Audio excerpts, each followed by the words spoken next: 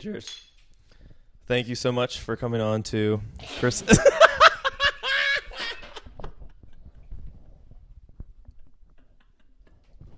Bro, you're spitting all over my laptop. Bro, this is already, I already can't use this episode. It's already dead. Yo. I was trying to have a cool intro. Yo, pick up the microphone. I want to finish this terrible episode. Oh, shit, the dog. Yo, the dog's got to go. The dog's got to go, dude. All right, I'm not redoing the intro. We're just going right off the dome. So, what's it like being a dad? I would say being a dad's pretty good, man. Life-changing experience. Obviously not necessarily something you expected when you're only 30 years old, but I think in the end it's made me more mature. Obviously my daughter is absolutely fantastic. My fiance is fantastic, and I'm in a good place moving forward. It's exciting. Does it feel like, I've always heard people say, like, once you've had your first kid, it's like it makes you more motivated, it makes you more like protective, it makes you like it's like the key to life. Do you have any, like, was there like a holy shit moment or a moment where you're like, damn, I'm a dad, like, this is crazy? Yeah, I think after the second couple of days in the hospital, man, I mean, like you said, your life changes like really, really quick. Is it fire? Shit's fire. Yeah, we're chilling. What was it like when you like first held your baby? I mean, that's hard to describe. It's a wow factor because it's like, holy shit, like we did this. That's sick. Yeah, definitely we not. Yeah, and it feels good because I think when your significant other is pregnant, you go through a really long period with like trying to understand what the process is like, making sure she's good and she gets the help that she needs. Yeah. And then after 9 months, you're like, you're really proud of what it took going in, especially from her. She's a trooper. Yeah. Dude, shout out to Flav. Shout out to Flav. Mm-hmm. But it's a crazy feeling to hold her. I mean, you hold her, and then just like that, like every day is a learning experience. But then like 3 months passes by real quick, so it's been crazy, man. How do you like being on your first ever podcast? Is it more legit than you thought it'd be? Less legit than you thought it'd be? Is it more stressful? Less stressful? Give me the vibes of Chris's secret podcast. Yeah, I mean, I can't give a lot of it up because it's a secret, of course. I mean, and that's why we're here. But it feels good. It feels very unnatural at the beginning, and I think some people like don't like to hear themselves talk, but. Like I just said, man, I'm excited to be here. I see you doing all these podcasts and getting to 10K subscribers, and I'm kind of like, okay, all right, you're doing your thing. We're naturally like talkative guys. Like it's not as much easy like for us. Yeah. It's like we're in sales, man. Like we talked about. You know what I mean? So chill. There's a reason we're here. Tell people how we know each other. Tell the people how we know each other. Yeah. Both started at ADP. At the time, I think I was about 2.5 years in. Chris kind of came in at ADP. We weren't on the same. No, I was your mentor. That's what I was. There we go. Were you my mentor? On Jordan's team, I'm pretty sure. Yeah.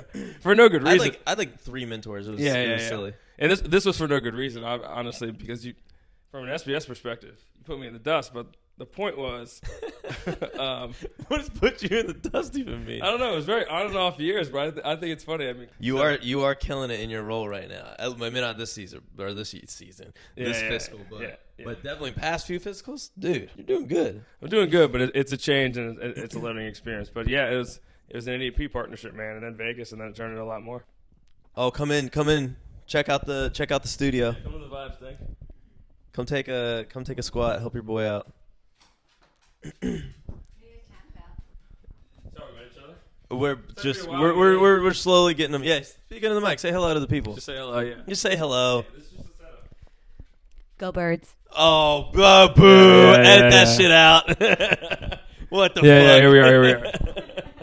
Say hello to the people. No. Are you sure? All right. Thank you for joining for Chris Secret Podcast, Flav. Bang. Yeah, it's a dream, dude. Just being on a podcast with you, like chilling. No, you did. Like I said earlier, you do, your financial podcast, the Dallas Cowboys hating podcast, gotta keep it. The Narc Insider Chiefs podcast. I mean, the Narc Insider Chiefs. You can't really get it right, dude. I mean, pick a team. It's Chiefs and Dallas. Yeah. I mean, obviously, it's Chiefs and Dallas until the Super Bowl, and then it's Dallas, and I'll hate Mahomes for the rest of his life. That is what it is, if I'm being completely honest. Yeah, but it's every year. It's like you're talking shit on us. Well, yeah, I mean, Eagles ultimately, for as garbage as we were last year, are such a fucking joke. Just I listen, just love listen. hating the Eagles. Yeah. But then you're sitting here in your prime as defending Dak Prescott, who couldn't win a beer league playoff game to save his Beer life. league. Yeah. Let alone an NFL playoff game. It's really interesting. I mean, and if you think about it, you got a guy here who throws for 4,500 yards, just airing it out to C.D. Lamb, leading the league in receiving yards. This guy's so good. He's absolutely fantastic. I hate this. Garbage. I mean, we're sick and tired of really hearing it. Dak is so overpaid. Like, that's what's sad when I talk crap about Dak on these podcasts, is that if the 0.001% chance Dak watches one of my videos, he's going to think I hate him. I think Dak is low-key one of my top 3 Dallas Cowboys I've ever rooted for, which is saying something that's pretty sad. But Nothing. But that's what I'm saying, is that he was such a homie his rookie or second year, third year, and then he just started winning all the money, and it's like, dude, I know that you just got to get your money. I respect it. Half my episodes are about getting money. But this man What does this have to do with it? He took all the bags. He took every last bag of dollar from Jerry Jones, and now we suck. We just can't. We don't have money to get free agents. We literally just went through free agency. We didn't pick a soul, dude. Or not pick. We didn't pay a soul. Ghost Town. You want to know why? Ghost Town. You want to know why? Because we got 3 or 4 players that take up 90% of the cap. We have no money. We have no money to go get good players. So instead, we just keep our trash squad. It sucks. It sucks being a Dallas fan. Yeah. I don't know. It's sometimes a tough argument though. I feel like your team, like the Cowboys, like you just said, in your division, in the first 4 days of free agency, you sign absolutely nobody. When other teams, and the Eagles is obviously just an easy example. Eagles killed it. Yes, but they restructure contracts, so it's like you just said, yes, they can actually do something. If you're spending 80% Y'all of your got cap Saquon. on 4 players, that's so fat. But Dallas could have done that. You're not retaining Tony Pollard. There's money there for a contract. Also, how stupid was that? We let him go. He was pretty fucking good. He was pretty solid. We just let him walk, and then I get why we keep. Honestly, I low key like McCarthy. Not even gonna lie. Not it. Who'd you rather have, McCarthy or freaking what's his face that can't talk at the podium? I would rather have Sirianni. Really? I mean, come on, you know this. This isn't even a question. I guess McCarthy hasn't won a Super Bowl, dude. Yes, he has. Let me finish. Has not won a Super Bowl in over 15 years. He won with the Packers, 2008? Yeah. Forever ago. Yeah, or we were in middle school. Yeah. We were probably in middle school when that happened. You got Sirianni, who in 3 or 4 years has taken the team to the playoffs. They went to the Super Bowl last year. They undoubtedly crumbled this year, but it was bad personnel. That was weird. Y'all fell apart. Offensive coordinator, defensive. I thought for sure y'all were going to make a run. I was going to get so pissed. Yeah. The only thing that would have... We had more innovative minds. Only thing that would have made that Cowboys loss, I don't think I could have ever watched a football game again, is if the Eagles won. If the Eagles would have won, dude, I would have been in a dark place. Last year or this year? This year? This year. When the Cowboys lost and then y'all played the next day, I was like, bruh, if the Eagles somehow win, I'm gonna have I will have a nervous breakdown. Yeah. I couldn't have done it. I couldn't have handled it. By the end, though, you didn't feel that way because it was obvious that was not even an option. Well, yeah. The Eagles losing made it a lot easier to stomach. But it was. You saw it coming. This is probably a good segue because you had me set all this stuff up. You actually told me 10 months ago that you want to start a podcast, and then you were like, "Yo, let's both order these microphones on Google, $75, and let's set it up and let's see what's good with it." Damn. And I remember that, and I was like, you know what? Obviously I didn't follow through and get the microphone, area of opportunity, right? But the point is, that made me kind of think about Why did you get a podcast? All right. Like what? Like, you know what I mean? Yeah. So how did we get here? Yeah. So you want to hear the story about why I decided to start my podcast? I gotta buckle in, dude. Right? All right. We're about to go into some shit. We're gonna go into this fucking deep shit. All right. So why did I start my podcast? Jetpack on. What? Let's go. It's like kind of sick having the TV here. It's like extremely distracting, but it's kind of sick. Yeah. It kind of bleeds into the agenda a little bit. Like if you see a sick dunk, you're like, let's go. Yeah. Like podcasting, I feel like you just said, I'm asking you like how you got into this. It's a couple angles. So you're dealing with direct like conversations and topics, but then also you play into other things that are near the scene or behind the scene. You gotta hold that mic like steady, my guy. You're stressing me out. Yeah, you're good. You're good. Yeah, we're here. We're out here. You were doing good. We just need the mic closer to your mouth. Just bring the fucking mic a little closer, man. What are we doing here? All right, yeah. We're good. Obviously, you have another shot. That's a long ass amount of time, dude. Yeah. It's like.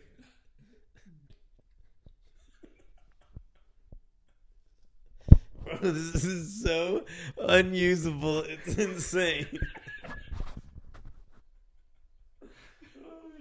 I gotta get my practice in. We need a solid. What was the ascent from like 1,000 to 10,000 subs? Like, did it hit 1,000 and then just shoot up, or was it gradual? Like, what are we talking here? Because that was the change. 10,000 is a base. 10,000 is legit. Because if you have 10,000, you can get to 50,000, and you just have to incrementally. If you get to 100,000, you're legit. Yeah. This is it, dude. This is the episode that breaks records. When we get there, if we get there. What if I actually edited this video and it got like fucking dumb numbies? That would be so sick. It would make no sense. Wait, what is your most best video? A video talking about BlackRock and Larry Finks. That video took you from. Wait, go through those numbers. What? So that video, I posted. I had my. Yo, shout out to that video. Shout out to the video editor, Foz. You the freaking man. Foz, let's go, baby. Let's go, Foz. Yeah. Low key, shout out to Foz. And high key, shout out to you, Foz. Foz. Actually, it's Froz. I fucked his name a little bit. My bad, Froz. Yeah. Oh shit. Table down. So yeah, Froz, you the fucking homie. Can you imagine? I'd cry. Podcast ruined. So anyway, shout out to Froz. I paid him to edit. This clip for me. All right. He edits it. And edit. We sent the clip to him. It looks fine. It's not what we're looking for, but it's not like the finished product. There are a couple of things that they need to change. What am I looking at? You know what I mean?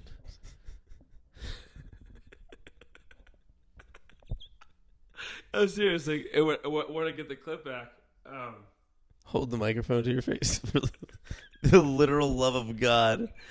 The literal love of God. Holy shit. So anyways. We're broken. We're getting... The feedback's broken. We can't get anything out of the mic. It keeps dropping from their face. All right, let's go. So anyways, Froz edits this video for me. This is going to be the best fucking podcast with me on it of all the ones that Chris has made. It's about subs. This is what we're doing. We're here to take advantage of the opportunity. We're subbing. We're going to expose a lot of things on the show, and a lot of you aren't going to be happy. Now, I don't really care about it. But this is my first time. It won't be my last time. Chris likes controversy. There's no question about it. And I mean, look at him. Him behind his head, he doesn't give a fuck. You know, it's Chris's podcast. That's all. It's Chris's Secret Podcast. Yeah. So that video, I dropped that video. Drop it. I dropped that video. Dropped it. And it got 2,000 views. Shot up to 2,000 views in like the first few minutes or like few hours of me dropping it.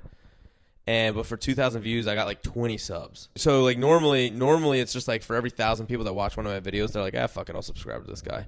This video for some reason had, for every 2,000 people that viewed it, 20 people were like, oh, this dude's cool, I want to follow him. So there's something called YouTube promotions. Wait, did that closet door just open? Yeah, it's open. Did you shit haunted in here? I swear I saw somebody over back. There. Let's see. We should. Hey, let's do this. What would be your dream job? Dream job. Probably NHL player. Really? Yeah. Why? Yeah. I mean, think about it, dude. I mean, you get this. Make a ton of money playing a game that you love. It's a simple question. If not that, probably like an aviation CEO. I think that'd be really cool. Very specific, but kind of random. Microphone to the face. You're doing so good. You know what I need? I feel like I'm one of those people when I'm doing a podcast or learning how to do a podcast or trying our first time doing a podcast. I need like a mic that's stationary so I can always be like in tune with where it actually is. You know what I mean? Yeah. Versus me having to do it because I'm very much like speaking with my hands. Like it's just the way you got to be. But Yeah, that's the one thing I'm thinking about adding to the collection of. yeah. I oftentimes, dude, I want to smack people who just talk shit on podcasters because everything you're doing is at the last moment. I mean, if you think about it, like the whole idea of being a podcaster is like, all right, my lighting needs to be correct, check. My content needs to be fire, check. Subs, check. Like, I need to be making all these decisions. Dude, I need to get out to my my legit studio in the Sticks of Virginia. I mean, this is just a practice. I mean, we're coming in, we're finding the Sticks of Virginia house. We'll get a good episode going there. Yeah. Guaranteed. Look. This is a good first practice. No, I'll be top 3 views, dude. So, Calynd, appreciate you coming on. Look. Appreciate you coming on the pod. It's been dope having you. Any last words for the people before we shut down for the night? No, I'm happy to be here, Chris. I think it was an opportunity to speak to the people. Content-wise, look, we'll see what gets played. You go through processes, you cut some stuff out, you fine-tune. The goal is to have precision in these, so I think, going through it once. We're trying to get you views, Chris. We're balling out. Yeah. All right. Let's With that being said, we got to go get some food. Let's take this through one more time. Let's go. Start from the top. From the top? No, dude. I cannot. Let's go eat some food, and if we want to run it back, we can. All right. Thank you so much for tuning in for this week's episode of Chris Secret Podcast. I'm impressed that you found it. Figure out some ways to do some stuff. Peace.